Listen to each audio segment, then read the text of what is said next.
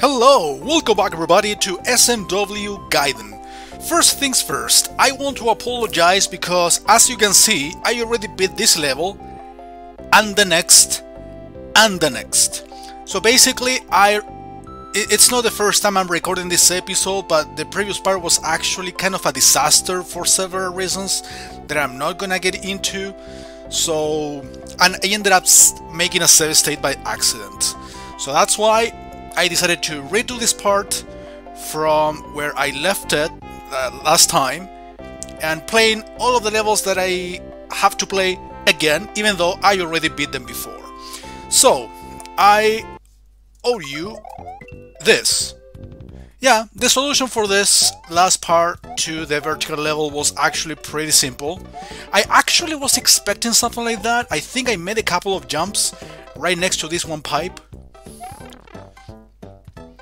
But I don't know, I didn't get more into it, but it was basically the only exit possible. So I don't know why I actually didn't try to find secret blocks before. In all honesty, I don't know why I didn't really insist in that one part specifically. Anyway, so yeah, I wasted over 15 minutes in this one level, basically because I missed one very simple thing. It's a good thing that you can press L and R to replay a castle, in this case Iggy's castle. Yeah, in this level I got a little bit frustrated and I started to rant. Yeah, I said I wasn't going to get into the reasons why I ended up basically deleting the original recording and ended up doing another one. But that's basically it. Hardly ever get frustrated when recording my videos, but when I do, I don't really want to show that part of myself because I start talking out of my ass sometimes, even though I do have very you know, I'm kind of opinionated in some aspects and I don't care about actually giving my opinions, but the way in which I give my opinions is what I end up regretting a little bit. So that's why I usually like rewatch the video I do in case there is certain things that I don't like about the commentary, so I basically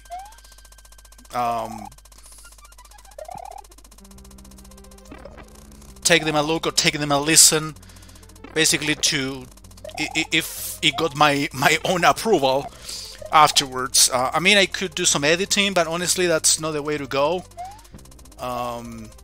So I'd rather redo things in a more proper way with more acceptable commentary. But yeah, last time I actually got kind of mad again. It's not that I never get mad in my videos, but I do not want to show myself like that, and I don't want people to amuse or to get, you know, to amuse at my expense, essentially. That's what I want to avoid at all costs. Unfortunately, some people, probably not today anymore, or not very often anymore, but back in the day they used to watch certain YouTubers get frustrated, and basically that's why they like to watch certain YouTubers. Basically because their rage was amusing. I mean, apart from not being the point of watching someone in the first place, or shouldn't be even something to really focus on when it comes to choosing someone to watch. I mean, there's so many better reasons to watch somebody's videos other than I like him when he rages. It's kind of stupid. Anyway, yeah, I got really frustrated at this level basically because of the excessive amount of fire bars. This part is also quite frustrating, basically because there is a relatively fast autoscroller first, and every single platform and block you stay on is basically filled with enemies, either a swamp or a fire bar. I mean, you cannot really jump on the block with the fire bar basically because your timing is off, or you're not waiting enough for the camera to catch up. I don't know, but basically the game is demanding you to do everything perfectly or else you die. It's basically do or die. It's really punishing in that regard.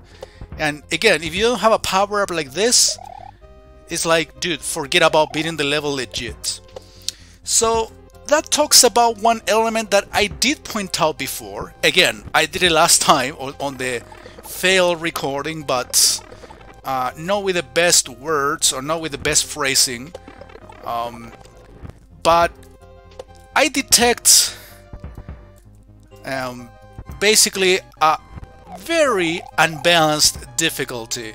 Again, if it wasn't for this power-up, this would have taken me 10 minutes like it did in the original recording. That's how much time it actually took me to go through that part. Yeah, I didn't have power-ups. I was basically small. But it is pretty unbalanced in the sense that some levels, I'm not gonna say that they were easy, but some of the gimmicks were simple enough, basically, that you take just a couple of tries to figure it out. But in some others, like for example the previous room, we have lots of do or die. You know what I mean? It's like no platform is safe, and they give you no time to plan things out. It's like, do it right now or else you die, because there will be a platform full of thumps or a block in which there is a firebar going at full speed, and of course with a camera chasing you at the same time. It's like absolutely no chance for planning or for at least figuring things out little by little. And of course the overexploitation of certain mechanics, like I have been mentioning several times. Unfortunately, it's one of those cases in which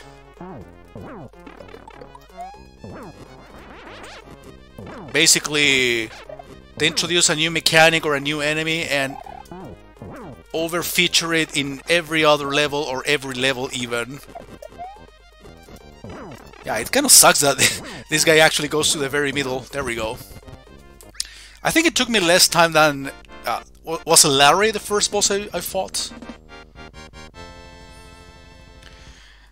But yeah, I mean, there are a couple of things that I honestly don't like very much about this hack. Again, I'm doing pretty much the same run I did last time, but a lot better, like with a lot more sensible phrasing and sensible thoughts. When I choose a hack, basically I choose it because of the amount of levels, because it has many worlds, many environments, and at least looks promising enough from the screenshots to actually play through for YouTube. Let me read this. Catching Iggy Koopa with his pants down, Mario swiftly defeats him and rescues yet another egg. Though the Konpeitu pipeline is close, he must take an unexpected detour first. A detour that is in the forest.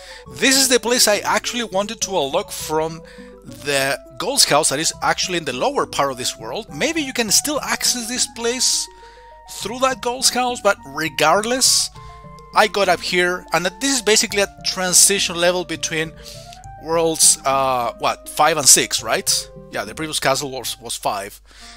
So yeah, we're gonna replay this again, because I actually played the castle, this level, and the next, which I'm not gonna spoil. You will see it, what it is, at due time.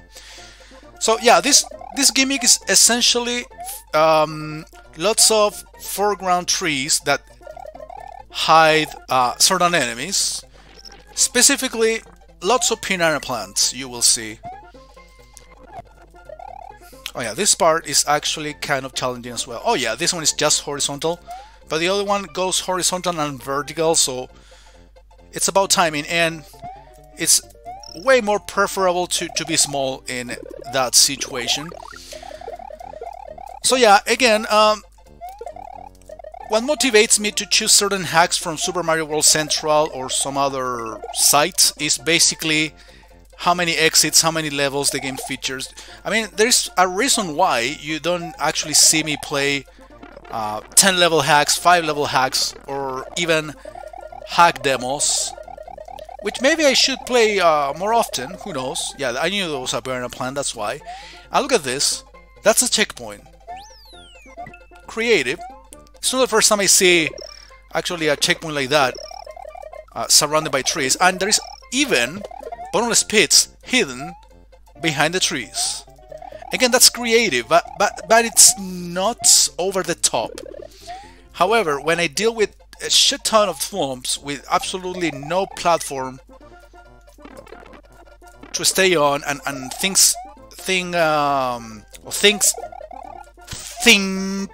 things through. Yeah, those two verbs are very similar to one another. Actually, no, it's one verb and one noun, which is things.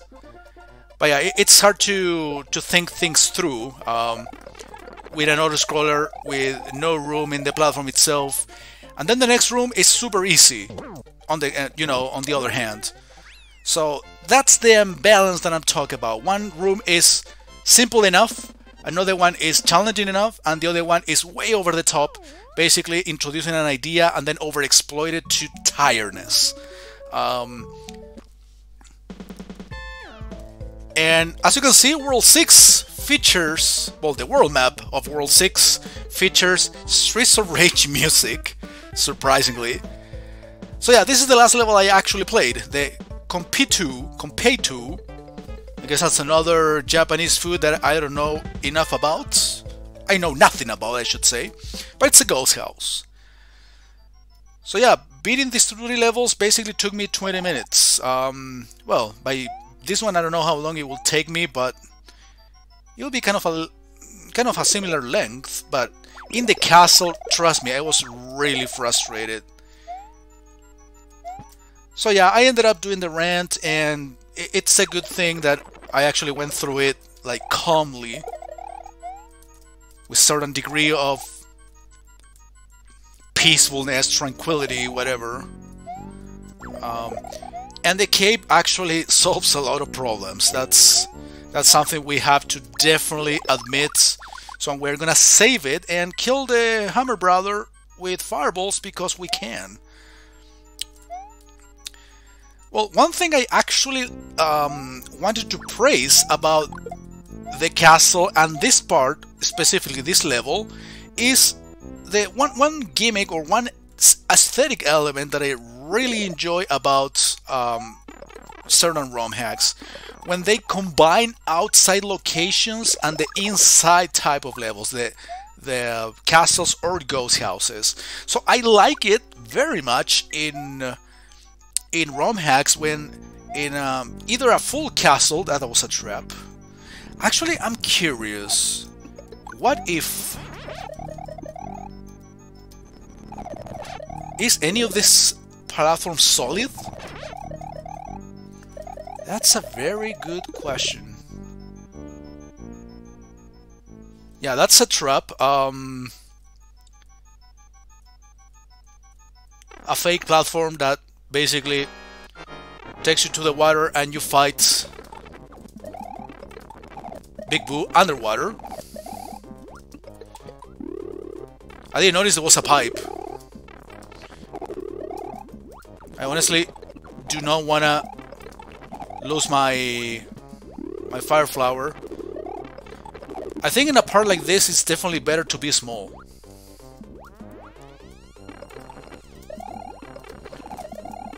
There is no way to kill this guy, unfortunately. I'm talking about the fish Boo.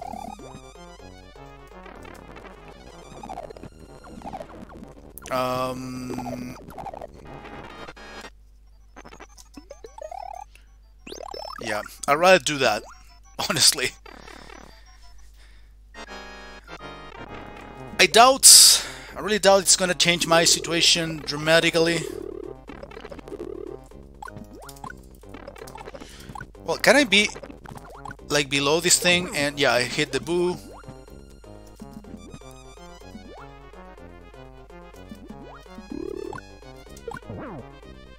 Alright.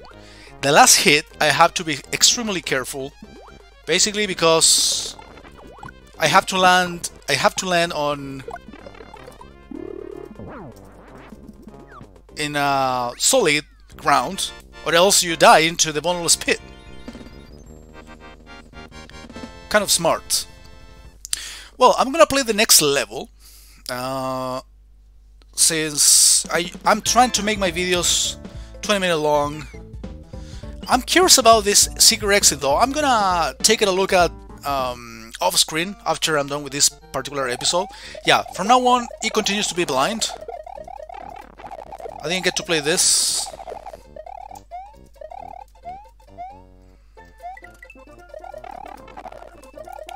From the aesthetic standpoint, this game is definitely a 10 out of 10. It definitely is. Mostly a vanilla hack, but still got some unique elements, like a few unique touches to the boss battles, a few enemies taken from other Mario games, not necessarily Mario World, so that technically makes it... It's not a 100% vanilla hack anymore because of that. I mean, for me to like it, doesn't have to be a vanilla hack necessarily. The more elements from different Mario games, the better. I mean, if they make a full complete combination of games or elements from different Mario 2D games especially, it's good enough for me. I mean, if it combines like an environment from Mario World, enemies from Mario 1, music from Mario 3, you know, all of those things together makes it just perfect, you know. But a vanilla hack like this, or a mostly vanilla hack like this, is just good enough. The music department is also pretty good because it combines tunes from a variety of tunes from Mario 2D games, Mario World, Mario 1, Mario 2, Mario 3. So in that regard, it's pretty good. I think this is a power-up. It is. And I'm taking it. But I start criticizing this game basically because, well, first of all, a very... Wait, XD. Yeah, funny jokes. I started criticizing this game because of pretty basic elements or pretty secondary elements, such as how the world map is organized through the worlds. It's not that relevant, especially after you reach this point of the game in which everything seems to be pretty straightforward, or mostly straightforward, and the difficulty department, the lack of balance, like I said before. So not everything is about criticizing, but also I am able to remark the good things about hacks in general. Anyways guys, that's gonna do it for today. Thank you very much for watching. I'll see you next time.